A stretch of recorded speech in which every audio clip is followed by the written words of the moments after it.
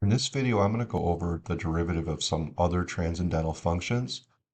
And in this case here, for the first example, we're going to look at the derivative of natural log x, and that's going to equal 1 over x when x is greater than 0. So in our first example, we have y equals natural log 4x. So this would be a chain. The inside function is 4x, so y prime would equal 1 over 4x times the derivative of the inside, and the derivative of the inside is 4, so we would get 4 over 4x, which would equal 1 over x. Okay? Next problem again, we have a chain, so y prime would equal 1 over the inside times the derivative of the inside to complete the chain, which would be 2x minus 3. So we would get 2x minus 3 divided by x squared minus 3x plus 7. Okay?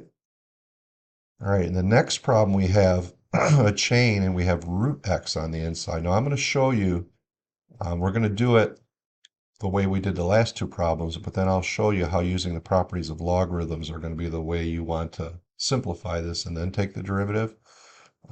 So let's do it with the normal rule. So we have a chain rule again. So y prime would equal 1 over root x times the derivative of root x, which would be 1/2 x to the negative half, which would be 1 over 2 root x.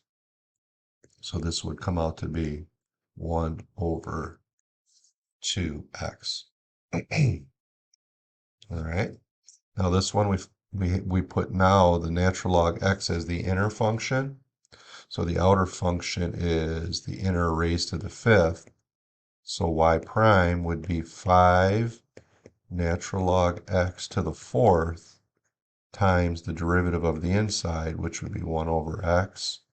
So we would get 5 natural log x to the 4th, all divided by x. Okay, so when we encounter something like this, in this last problem here, we have natural log x squared divided by 3x minus 2. So it's going to be a mess if we try to do our normal rule with this. We would have 1 over that fraction, and then we have to multiply by the derivative of the inside, which would be quotient rule, which would be much more difficult than using properties of logarithms. Well, what do we mean by properties of logarithms here? Well, we know when we have a fraction that we can split this up to natural log x squared minus natural log 3x minus 2.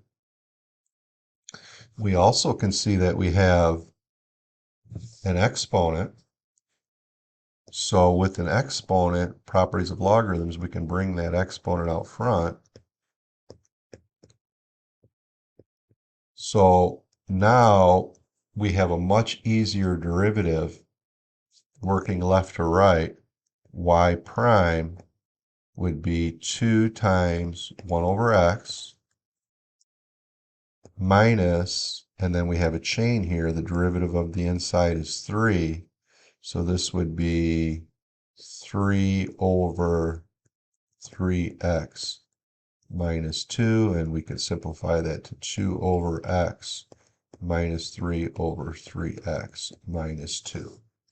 So what I try to tell my students that is that if it looks too difficult, you're probably missing using the properties of logarithms to make it a lot easier on yourself. So if we go back up to this example here, we could have easily called this natural log x to the half, brought the half out front, and we would have got the answer much faster. Okay? All right, so that's the first part. Let's look at e to the x next. All right, in our next example, we're going to look at the derivative of e to the x. And I'm going to show you a good demonstration that I like to show the students. If we graph e to the x function and then graph the derivative, we can see that we wind up with the same function. That shows that they're the same. So we'll do some examples here. So we have y equals e raised to the 5x. So y prime, it's a chain again. So we're going to take e to the 5x, and then to complete the chain, we're going to multiply by the derivative of 5x, which is 5. So we would get 5e to the 5x. Okay? All right, next problem, we have 4 times e to the 1 minus 2x. Again, we have a chain. So we got y prime. We have a constant 4 out front, so I'm just going to bring that along for the ride. So we get e times 1 minus 2x times the derivative of the input to e to the x, which is 1 minus 2x. That derivative is negative 2. So we would get negative 8e raised to the 1 minus 2x. Okay? The next example, we've got y prime. Again, we have a chain, is equal to e raised to the 1 over x. Now we have to multiply this by the derivative of 1 over x, and that is x to the negative 1. That derivative would be negative 1x to the negative 2. So this would be negative 1 over x squared. So simplifying that, we would get negative e over x divided by x squared. All right, we'll finish up with other exponential functions, and we'll show how this is actually related to the derivative of e to the x. All right, in our last example, we're going to look at other exponential functions. So let's say we had the derivative of a, where a is a real number, raised to the x. So that is going to equal the natural log of that number times the number raised to the x. So a thing I like to do is I like to show how this does work for e to the x. So if we take y prime here, using this rule, our base is e, so we would get natural log e times e to the x. Well, what is natural log e? Natural log e is 1. So we can see that the derivative of e to the x is e to the x. So that does work for the e to the x. All right, so let's do it for 2 raised to the x. So y prime would equal, we just take the natural log of the base. So it would be natural log 2 times 2 to the x.